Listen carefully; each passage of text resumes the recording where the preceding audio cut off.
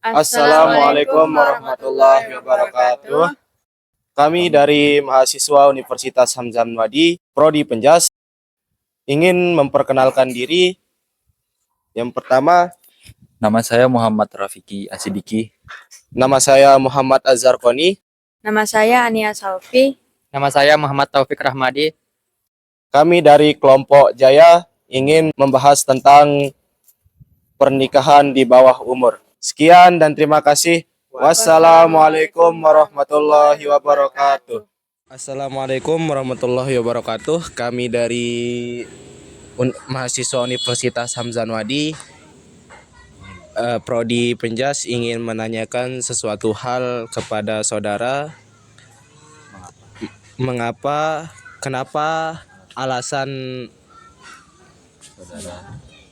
Apa alasan saudara untuk menikah di bawah umur? Karena orang tua saya pergi menikah sehingga saya kesepian dan ingin menikah muda supaya ada yang merawat saya ketika saya sakit dan tidak merasa kesepian. Satu lagi, bagaimana perasaan saudara setelah menikah? Tidak merasa kesepian lagi dan sangat senang karena ada yang menemani saat saya sakit. Terima kasih. Mungkin hanya itu yang kami pertanyakan. Mohon maaf telah mengganggu waktunya. Sekian, assalamualaikum warahmatullahi wabarakatuh. Sebelum kita memulai wawancara ini, mohon izin saudara memperkenalkan diri. Baik, nama saya Bahtiar Nugroho, berasal dari penuntut Desa Rengsing, Kecamatan Satra Barat. Saya di sini sebagai ketua pemuda yang ada di Dusun Menuntut. Terima kasih. Kami dari mahasiswa Universitas Hamzah Wadi, Prodi Penjas, ingin bertanya kepada saudara bagaimana pandangan saudara tentang pernikahan di bawah umur di Desa Rengsing, Dusun Menuntut ini. Baik, terima kasih rekan-rekan dari mahasiswa yang sudah berkunjung ke dusun kami. Memang saat ini pernikahan dini marak terjadi di desa kami, terutama anak-anak yang masih sekolah di bangku SMP dan bahkan baru masuk di tingkat SMA.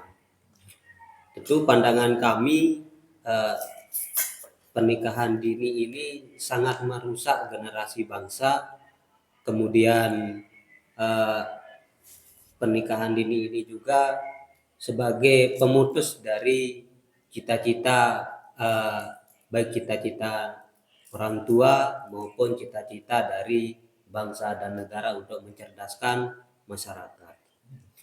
Dan ini pernikahan dini ini atau menarik kode yang terjadi di desa kami, di dusun kami ini, diakibatkan berbagai faktor, mulai dari faktor keluarga maupun teman sejawat atau lingkungan.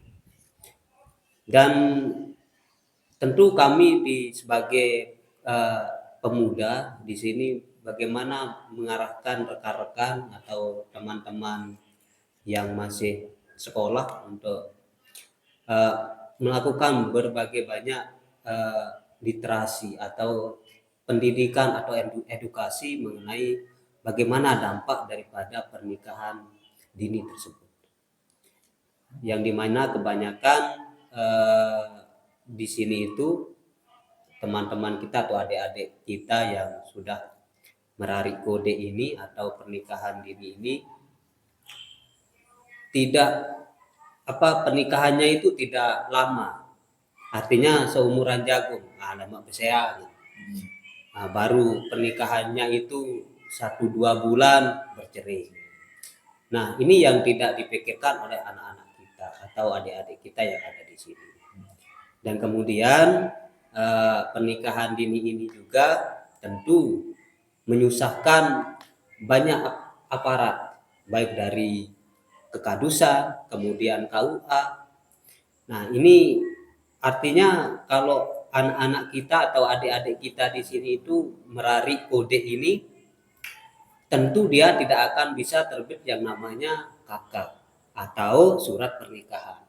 Ketika terjadi sesuatu, misalkan nanti taruhlah anaknya lahir, tentu dia tidak akan bisa mengurus yang namanya akte kelahiran. Kemudian dia tidak terdata secara administrasi di negara. Nah, ini dampak dari administrasi kependudukan saat ini. Dan tentunya pihak KUA itu tidak akan bisa menerbitkan yang namanya surat pernikahan itu. Nah, seperti akta pernikahan. Iya, dia tidak bisa akan menerbitkan itu. Meskipun secara agama itu boleh-boleh saja, sah secara agama, namun tidak sah secara negara. Mungkin apa aja faktor penyebab pernikahan di bawah umur? Ya, faktor seperti yang tadi sudah saya sampaikan tadi itu, kebanyakan di lingkungan kami ini faktornya ada dua. Mulai dari lingkungan keluarga. Terkadang ada ibunya yang pergi merantau atau ayahnya pergi merantau, akhirnya si anak ini tinggal bersama pamannya ataukah neneknya. Artinya ketika kondisi itu terjadi, maka kasih sayang seorang ibu atau ayah itu tidak seperti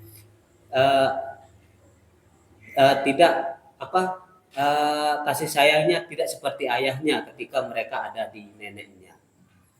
Nah, ketika itu terjadi, maka anak ini akan berkeliaran mengikuti teman-temannya yang lain.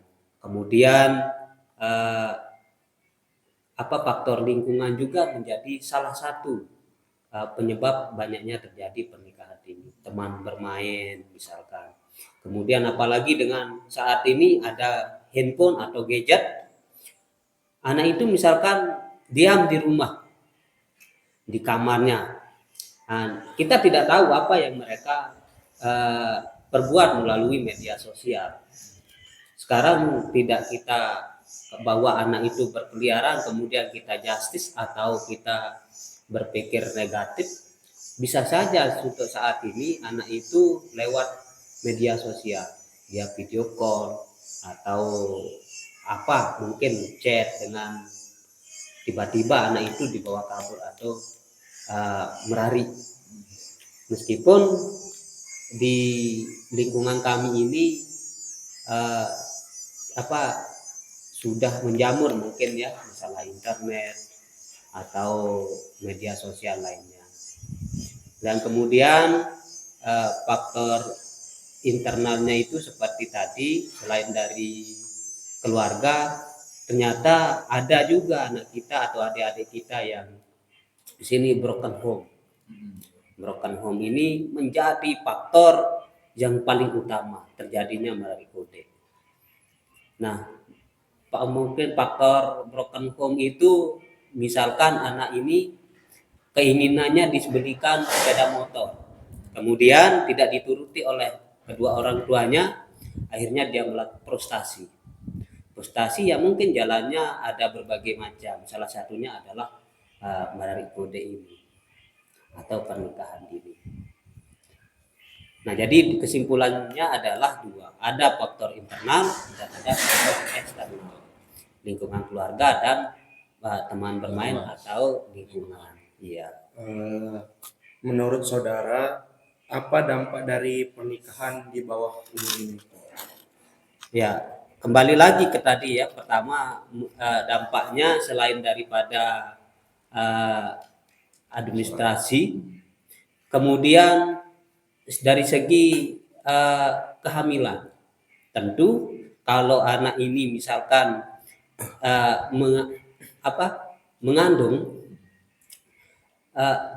anak yang akan dilahirkan itu, bayi yang akan lahir itu bisa berdampak pertama penyakitnya stunting, seperti yang terjadi kebanyakan di berbagai negara. Ternyata stunting itu di Indonesia dari datanya yang terakhir 2023 itu stunting itu Indonesia penyumbang nomor 3 stunting setelah India. Nah, kita berkaca dari sana bahwa ternyata di Indonesia itu ternyata banyak, tidak terjadi di lingkungan kami ini saja, ternyata hampir di seluruh wilayah terjadi yang namanya melalui kode atau pernikahan dini. Itu dari segi medis ya. Kemudian dari segi ekonomi. Dari segi ekonominya, anak yang masih labil itu tentu akan frustasi bagaimana cara menghidupi keluarga kecilnya itu. Tentu kemudian nanti setelah terjadi frustasi dengan berbagai keadaan ekonomi, maka timbullah perceraian. Perceraian baru seperti yang tadi saya ucapkan tadi itu, baru 1 bulan, 2 bulan menikah terjadi perceraian. Itu faktor ekonomi dan tidak kesiapan mental si pengantin itu untuk menghadapi permasalahan atau program di keluarganya. Nah, kemudian dari segi ekonomi sudah ya. Kemudian dari kesiapan mental seperti tadi itu, tentu dengan hadirnya keluarga kecilnya ini bisa menimbulkan mungkin istilah kita itu lamun liteno, lamun baru jadi pengantin serba kekurangan ya, kita serba kekurangan, bahkan untuk memikirkan bagaimana untuk makan saja itu bingung, karena kebutuhan dapur itu apalagi dengan gaya hedonisme untuk saat ini tinggi. Untuk memikirkan bagaimana cara menghidupi keluarga itu saja kita bingung kadang-kadang. Apalagi pekerjaan kita tidak ada.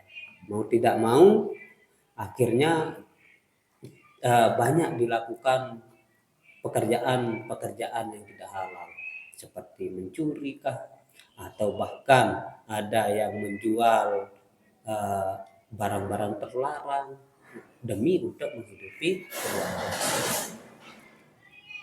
Mungkin itu ya. Terima kasih untuk Saudara Nugroho. Mungkin hanya itu yang ingin kami tanyakan kepada saudara. Sekian. Wassalamualaikum warahmatullahi wabarakatuh. Waalaikumsalam. Dari wawancara kami dari kelompok Jaya. Sekian dan terima kasih.